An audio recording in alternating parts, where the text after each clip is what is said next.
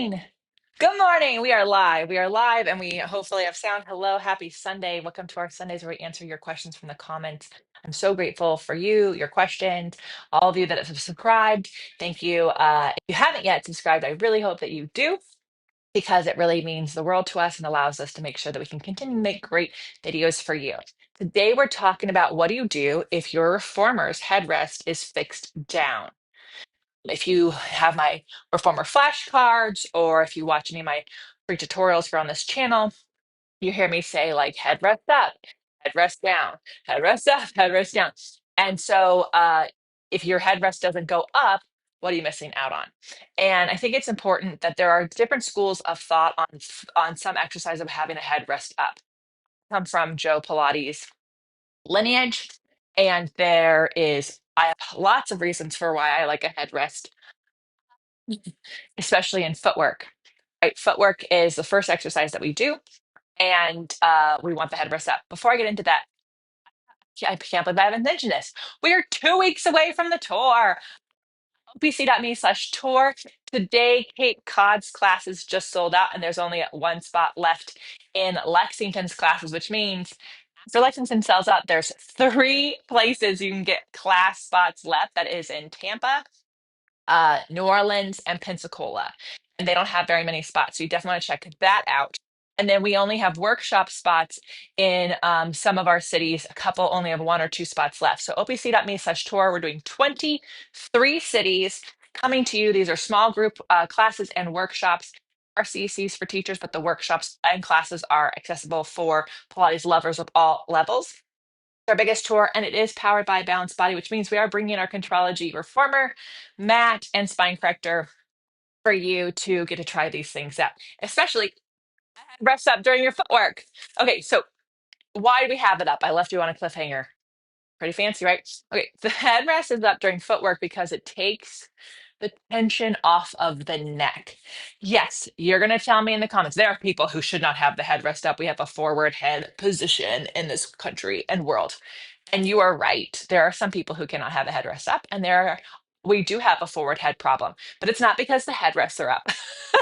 The forward head problem is a lot of different reasons. It can be osteoporosis or different conditions of the spine and the jobs that they do. The headrest being up actually takes tension off the neck. And I would argue that people who have forward heads need their headrest up even more because you put it down and they live their life like this. Now they're going to be like this. And you hear how you can't talk like that. You can't breathe like that. So the headrest being up takes the pressure and tension off the front of the throat and creates accessibility to the upper abs without me saying, engage your abs. I hate saying engage, engage this, engage that. Too many teachers use the word engage. Not many people know what that means. So people just bear down and then you get this compression, which is not a long spine.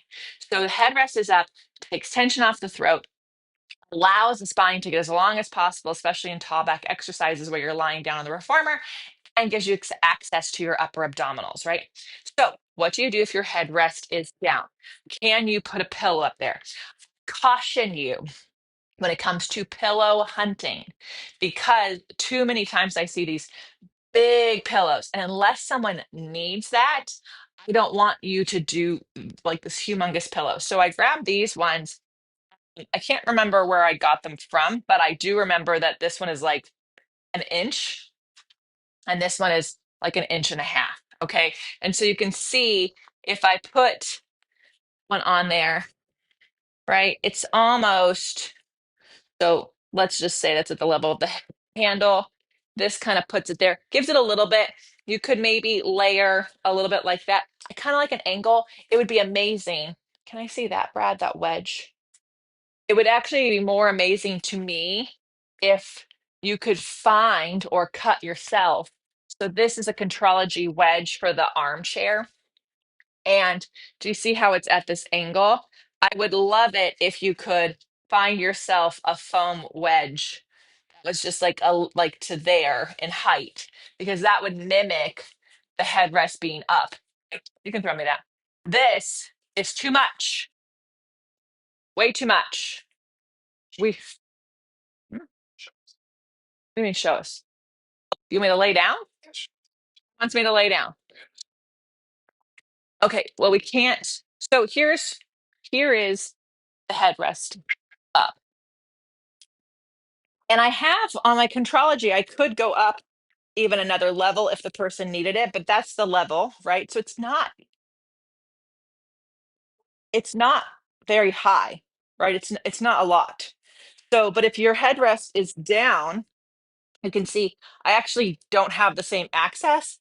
And now I have to support my neck in this position. What do most people do?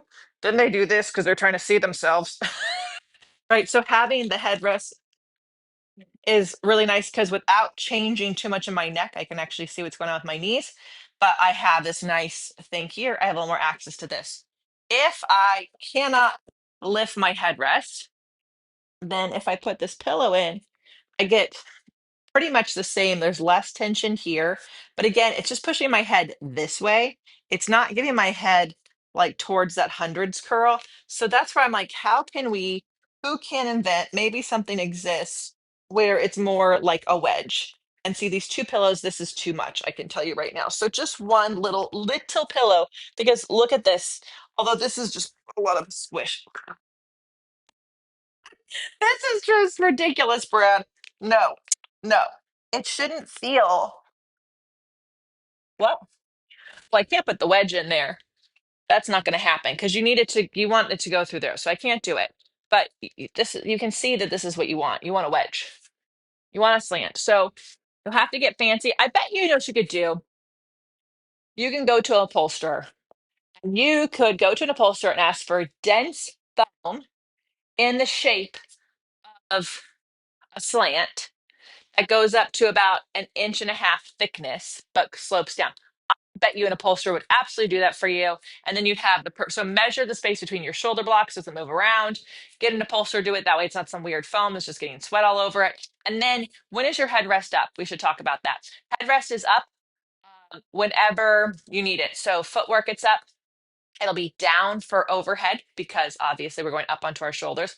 Then you just leave it down for coordination because your head is curled up, so you don't need it. Then for rowing, it's down because you need it to be down so your legs can be here. And it's down until long stretch series, and it's up because your feet go on it. Okay, so here's the problem with that foam pillow. You don't want your feet on it because it's going to slip off. So you'll have to you won't actually have that. You'll be back on purpose back here, which the only thing I'd be concerned about is slipping off. So just make sure you have a sticky pad.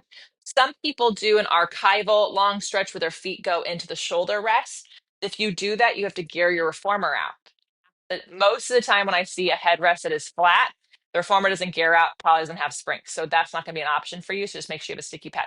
It's up for your long stretch series. You just leave it up for stomach massage and tendon stretch. It goes down. You want a sticky pad like this, something really nice and sticky. It goes down for short box. It stays down because of short spine, because again, you're going up onto your shoulders. Because you're there, there's this like rule that you would just put it up for semicircle, even though you're not using it, because the next exercise is headstand and then it's ready for you. And you need it for both headstands. And you just leave it up for chest expansion, thigh stretch. If you do the back bends after thigh stretch, you just leave it up for that. It's up for snake and twist, even though you're not using it, because after snake and twist, there is another headstand where the headrest is up. Then you take it down for corkscrew, tick-tock, control balance off. My loves, make sure your head is not over here when you're doing control balance off. Y'all send me these videos of you doing control balance off and your head is here. I told your head to be here, so watch my video, okay? Then it's down for a long spine massage, and then you pop it up for frogs and circles, or as some of you call feet and straps. Headrest is up. Stays up for knee stretches because no big deal. And then it is up for your running and pelvic lift. Why? Again, same as footwork. And then it's up for your front splits, your Russian splits because you use it. So you can see if your head is lying on it, a pillow works. If your head is not going to lie on it with your feet for a long stretch series or the splits, this is where I get concerned and I'm like, you have to have a good sticky pad. So you're not going to be able to like mimic a foam thing for that because I don't want that foam thing to slip off. Safety is more important. So then the other thing I would say is get a nice little savings account that you put money in every single month and then sell your fixed headrest reformer for good money and buy yourself one where the headrest moves so you don't have to have all this Well, you still need sticky pads, but don't have all those pillows and have to go through all the effort. Wow, you got two things in one. You got when is a headrest up and down, and some advice on purchasing. um, any questions about any of this, Brad?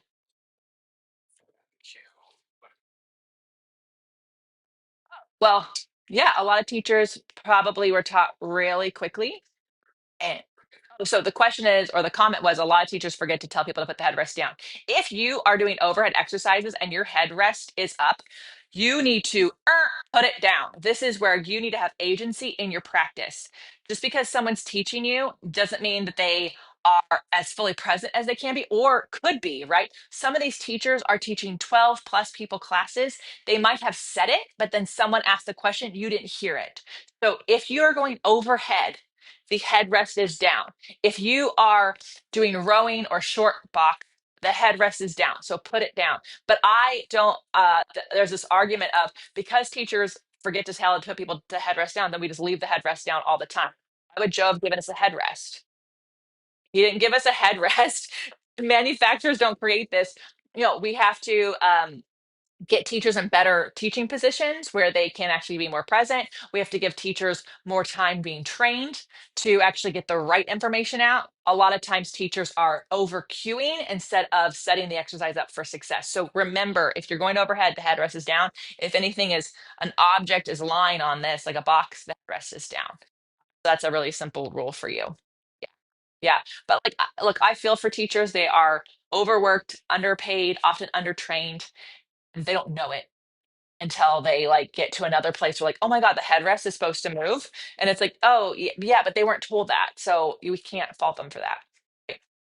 Yeah. Anything else? So fun. I hope to see you in one of the 23 cities. Here they are. Colorado Springs, completely sold out. Too far to have to go to Fayetteville, Arkansas, and we have St. Louis. Fayetteville, Arkansas, St. Louis, there's space in the workshops only. Then we are, I think, in Lexington. There's a couple spots left in the class, like I mentioned at the beginning of this, and then a couple spots left in the workshop.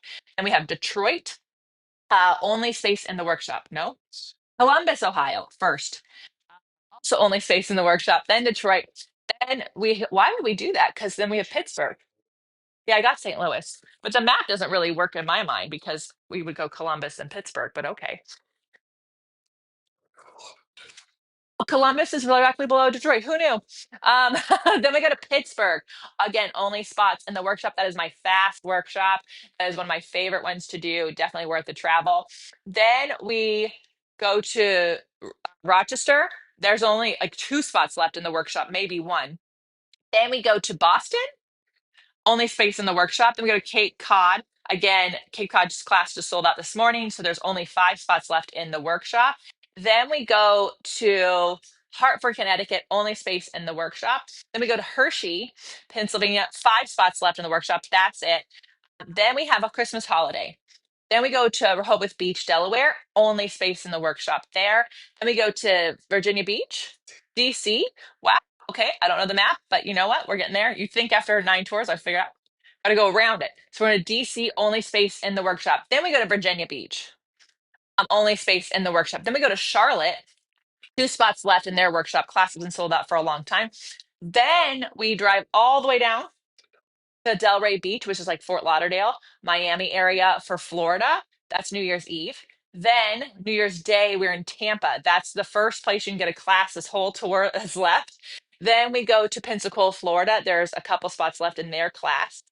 Then we go to New Orleans. There's space in the class there. Then we go to Houston, only space in the workshop. Austin has 2 workshops that day, and there is space in both of those workshops. Then we go to Phoenix. Their class just sold out, and and there might be 1 spot left. I think it just sold out, and so there's only a few spots left in the workshop. That's the tour. People often are like, I just want to do the workout. My loves, you need to attend these workshops. If you want benefits in these workouts you're going to, or if you're going to places where there's subs or the teachers are forgetting to put the headrest up or down, you want to come to these workshops because then you have the independence to get more out of your classes, whether you travel or you go to another place or you want to take a class online. Joe Pilates wanted you to do your own workouts too. So these workshops really help open things up, and they're only 90 minutes. Plus, there's tons of prizes. So opc.me/tour. Thank you so much. Have an amazing day.